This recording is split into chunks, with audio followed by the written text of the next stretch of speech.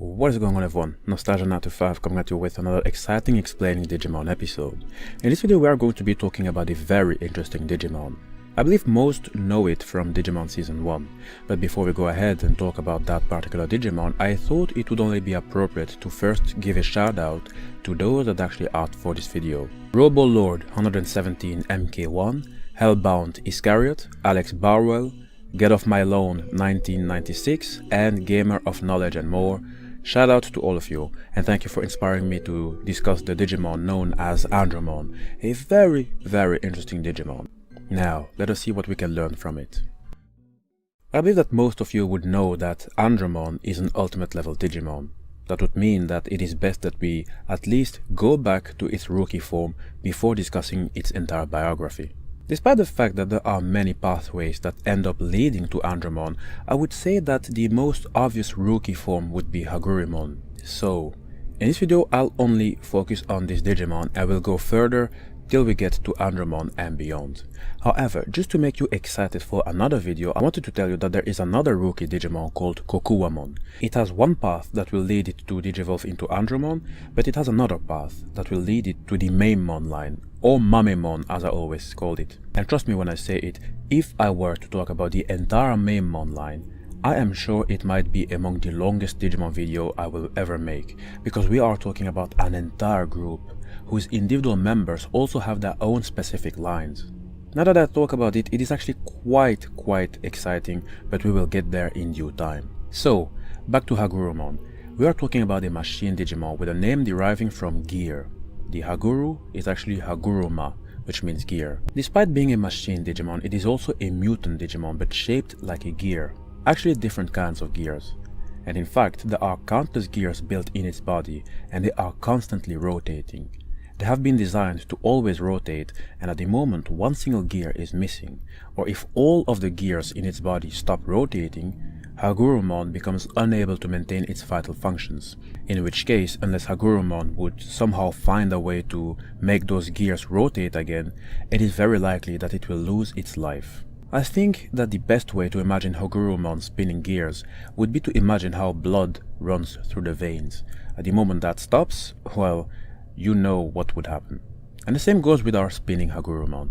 Now, obviously with the gears that have to spin, it might sound as if Hagurumon is a weak Digimon, but you'd be surprised. Hagurumon is in fact among the more promising rookie level Digimon, and not necessarily for its fighting abilities. The Digimon possesses the special ability to send a computer virus to its opponent. It does so with the attack called Darkness Gear. It buries a black gear with that built-in computer virus within the body of the opponent, driving them mad. By doing so, Hagurumon can, I should rather say could, manipulate the victim at will. That ability, by the way, is exploited by other fiendish Digimon. Other fiendish Digimon that try to take advantage of Hagurumon's abilities. Now let me go off tracks for a moment. You see, the dark gear that is being used by Hagurumon somehow reminded me of the dark gears used in the Digimon series. However, those gears, instead of being called dark gear, they were called black gear, which simply was a gear of varying size. Those dark gears have different functions. For example, they are built into the very structure of File Island, and I have reason to believe that Hagurumon originates in that area. In Digimon Adventure, it is located a little off the coast of the Server continent, but finds itself at the center of the 4 compass points which are guarded by the Harmonious Ones. The black gears are built into the very structure of File Island so that the island can either be split or united depending on who's operating them. In some way it reminded me of the divide and conquer strategy, certainly when I read that an island can either be united or divided depending on who's controlling the gears. The other function of those gears is that it can be used to cause a Digimon to go berserk. The worst is that the gears also work on ultimate level Digimon, just to tell you how crazy those gears are. It can either cause a Digimon to go berserk, or it can further empower evil Digimon. Now, despite the fact that we are talking about the black gear, I have reason to believe that the black gear is not really different than Hagurumon's darkness gear. In which case, there might be a certain probability that if the Digimon were to throw one of those gears to an ultimate level Digimon, that it might be that there will be some severe consequences. No wonder that the Digimon is being exploited. However, there is a small problem here. Hagurumon is a machine Digimon, meaning that it doesn't have any sense of self, not the slightest. This means that when it is being misused, well, it doesn't even know that it is being misused. No sense of self means no sense of good or bad. It's kind of sad, don't you think? This actually sort of reminds me of the debate of ethics and artificial intelligence. On a diplomatic forum where I've been to, we were wondering how life would be with robots living among us. What if they have this self-awareness? Should they also get the same rights like humans, or not? Well, doesn't matter, I guess. We are about to go to the champion form, but before we do that, I'd like to tell you two things. First of all, Hagurumon has another variation called Solarmon. Its Digivolution branch is entirely different than the one of Hagurumon, but because you guys asked for Andromon, I will have to limit myself to that line which lead us to Andromon. Second thing I'd like to tell you, Hagurumon has two pathways it can digivolve to. One of them will actually lead it to digivolve into Mechanorimon. However, that path will end up leading us further away from Andromon and instead will bring us to the Angel Digimon species. Surprising, isn't it? But again, as you wanted Andromon, let us remain focused on Andromon and we will discuss that particular Digimon in another video. Gardromon is the champion form of Hagurumon. It is the same Digimon that will help you save your game in my most favorite Digimon game, Digimon World 3.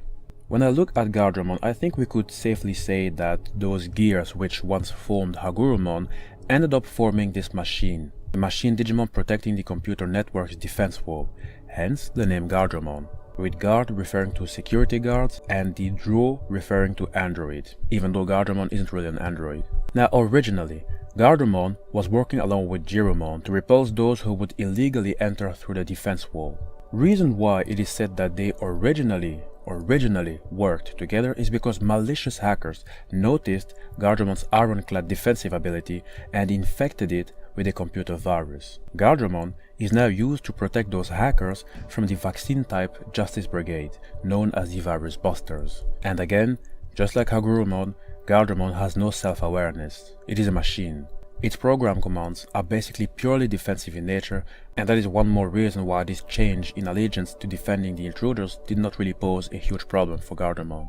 The next form of Gardromon would be Andromon, clearly a Digimon derived from the android, which is basically a robot or a certain artificial being designed to resemble a human, and often made from a flesh-like material. I am actually happy that we came to it because there have been quite a few comments concerning Andromon, comments that I can answer or at least give my opinion to in this video. Now, Andromon, despite looking like a robot that is about to collapse, it is in fact a very powerful Digimon. It possesses a fighting strength which can fell a Digimon below Ultimate, meaning Champion or Rookie, in a single blow. And it has different means of making itself useful in combat. For example, it can fire a lightning blade of energy from its arm module, or it can fire two smart homing missiles from its chest which also contain machine guns. Here is what Andres Marrero had to say about Andromon's two homing missiles. They do follow the opponents and are equipped with some mini variants of machine guns, making them more like kamikaze drones that also functions as missiles. These are infinitely more useful than Metagrammon's Giga Destroyers, due to the fact that it could actually hit something and you don't need to manually aim in order to fire.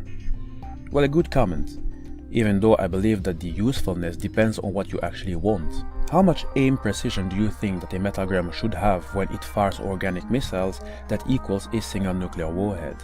Now, Andromon was developed as a prototype for Cyborg Digimon, and here came the many questions I and some others had. Why was Andromon developed? I had a similar question with Machinedramon and we already have an answer. But what about Andromon? Why was it created for starters? And secondly, let me read a few comments. Leonardo Cephas wrote the following. Why does Andromon have organic parts? Doesn't that mean it would be a cyborg? Or are the organic parts also artificial? And Eddie Brujaboy wrote the following. His flesh is rotting. Now, what I'm going to say, my friends, is all speculating, but I'd like to start off by saying that I don't have the slightest clue that might give us the smallest idea of why Andromon has organic parts. But Leonardo Cephas wrote an extremely interesting comment by bringing up the term cyborg.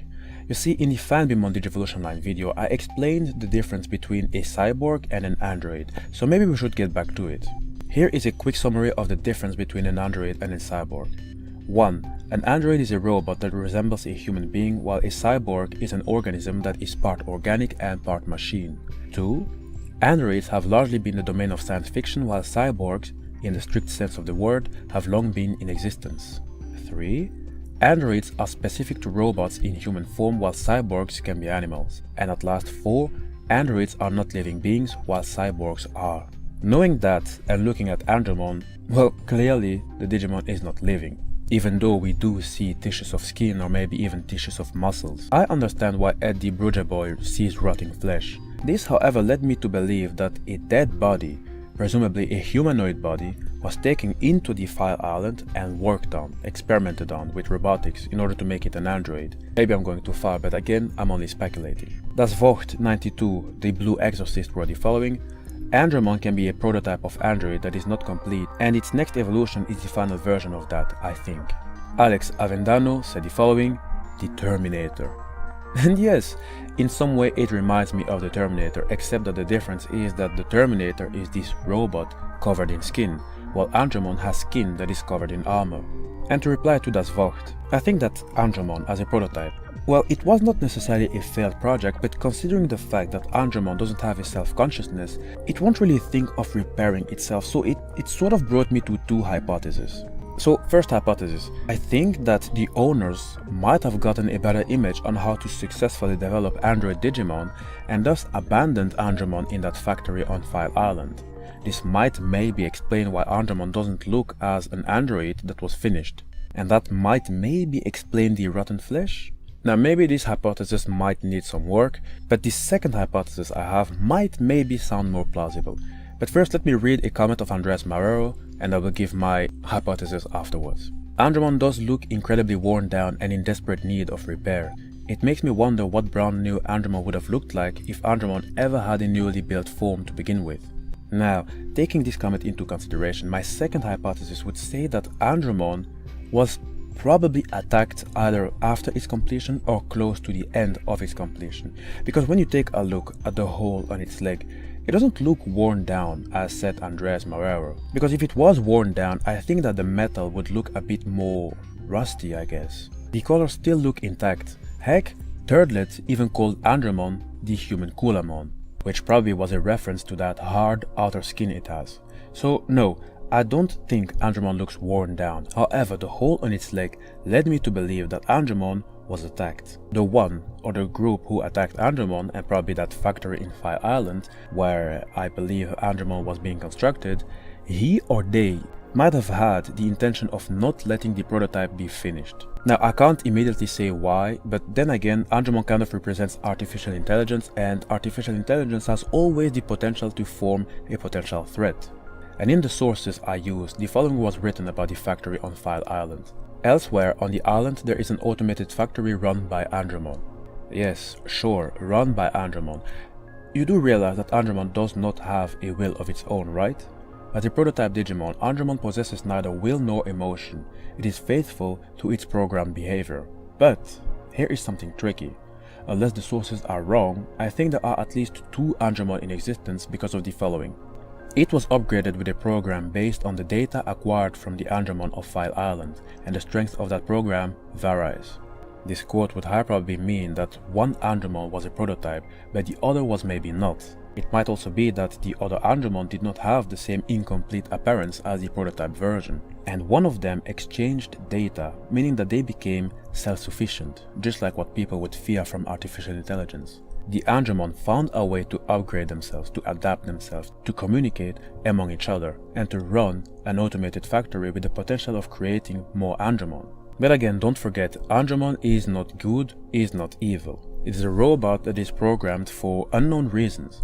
We don't know the purpose of its program, even though I would say that something tells me that we are getting somewhere. And despite that, there is still more to Andromon. We are not done yet. As said Might Dino, Andromon, the Android Digimon, serves as the mechanical version of the organically based Boltmon. The technology used to create Andromon was also taken to use on the mechanical parts of Metalgreymon and Megadramon. Indeed. Andromon was developed as a prototype for Cyborg Digimon, and the mechanically based Andromon was manufactured at the same time as the organically based Cyborg Boltmon. I don't know if they were constructed in the same factory, because it hasn't been written anywhere. What I can say is that they don't have the same program, because Boltmon, on the contrary to Andromon, has emotions. It has a self-consciousness. On top of that, Boltmon is a mega level Digimon. But let us talk about Boltmon in another video, as this one comes from a different line. Now, to finish with Andromon, I want you to remember that its technology was also used for Metagreymon and Megadramon, both Digimon with technological features. On top of that, we are talking about extremely powerful Digimon that knew those enhancements thanks to Andromon, making me believe that Andromon is even more mysterious than we can imagine. How is it that Metagreymon and Megadramon suddenly have a similar technology than Andromon? And also, how come that Machinedramon has Andromon's shoulder pads? Sergio Duran wrote the following: "What I love from Andromon is its plasma sword hand. I think that developers could expand on its evolutionary line to give it a new paladin form based on a mix between an Iron Man-like armor and a medieval paladin armor made of gold Digizoid. Its name? Crusader Andromon Paladin Mode." Very, very interesting. And me, as a huge Iron Man fan, I think that the mixture would be so great. I hope they can work on that. Maybe it is about time that we jumped on its mega form, don't you think? The next form is called HiAndromon, with the Hi being a reference to high tech. And high tech really is the best term to describe HiAndromon. Let me read an entire paragraph about this Digimon. HiAndromon's appearance is simply a more refined version of Andromon. All parts exposed or incomplete are covered with both those and the armor already present on the body taking on a black coloration, the helmet taking on the armor's coloration, and shields the eyes exposed from its previous form. The pauldrons now possess both more refined appearances and separate colors, while the armor has red wires across the joints and limbs. A new addition to HiAndromon's arsenal is the addition of energy-powered blades to use in an attack originally done with Andromon's hand. This is actually an interesting paragraph because it says that Andromon is an incomplete version. I think it does make sense when it is known that initially an Andromon was merely a prototype, but what do they mean with being incomplete? Maybe it is the case that Andromon was not really attacked like I said previously. Maybe someone was simply not done with it.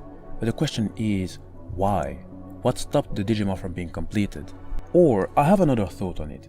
Maybe with incomplete, the sources do not mean the appearance, in which case my second hypothesis is still plausible. It might be that Andromon in appearance was finished, but was attacked in an extreme brutal way, and the incompleteness would in fact go to the program that is making Andromon act in a particular way. I think that it is the program that made Andromon an incomplete Digimon. Because when it comes to HiAndromon, by adding Chrom Digizoid parts to its biosynapse circuits, which govern its thinking, HiAndromon became self-aware, making it possible for it to execute its objectives. Like artificial intelligence, Andromon found a way to upgrade its program on its own. It developed itself like artificial intelligence might end up doing at some given point.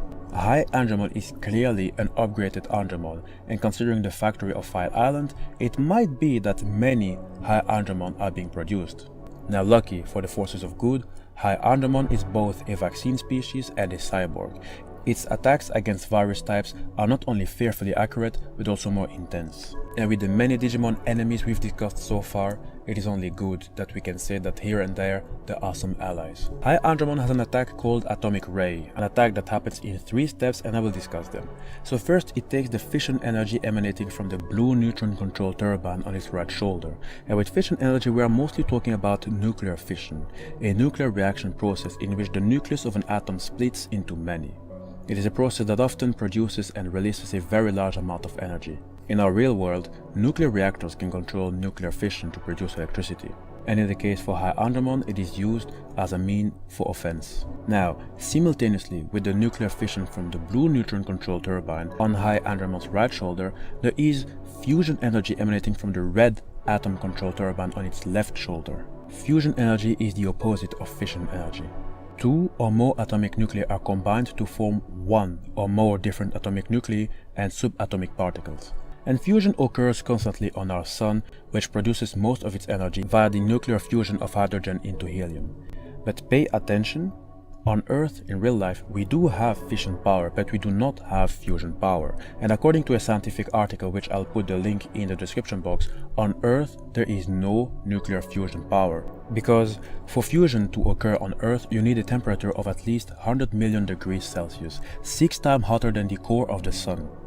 The Sun is a natural fusion reactor which makes up for its measly 15 million degrees with the intense pressure created by its core's gravity. Currently here on Earth, the amount of energy you'd need to put in to produce that kind of heat or pressure is much higher than what you get out in usable energy. However, in the digital world, it is possible. And HiAndromon, in its first step, is amassing all that crazy energy on its left shoulder, and on its other shoulder, it is using nuclear fusion, in which case the temperature on that area should at least be 100 million degrees Celsius, which is so crazy, my friends. Second phase of the attack, it combines the energy at the top of its hands.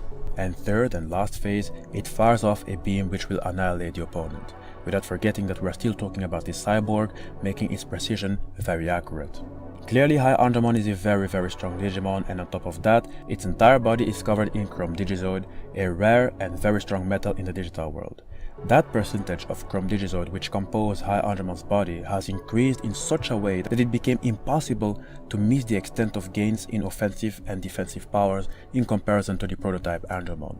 It really is best to have HiAndromon as an ally and not as an enemy, that we can be sure of.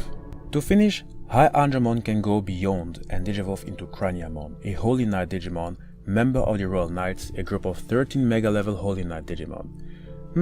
Let me recount all the members we already discussed. In explaining Dorumon Digivolution Line video, we discussed Alphamon, Dorumon's Mega. In explaining Vmon Digivolution Line video, we discussed All Force Vidramon. In explaining Vmon Armor Digivolution Line video, we discussed Magnamon. In explaining Guilmon Digivolution Line video, we discussed Galandmon. In the explaining Witchelny video, we discussed Dynasmon, Wizardmon's Mega. I noticed that there are quite a few Royal Knight members that we are still missing and that we certainly need to discuss. Very interesting. And in this video we are discussing Craniamon, the one member that best understands decorum among the Royal Knights.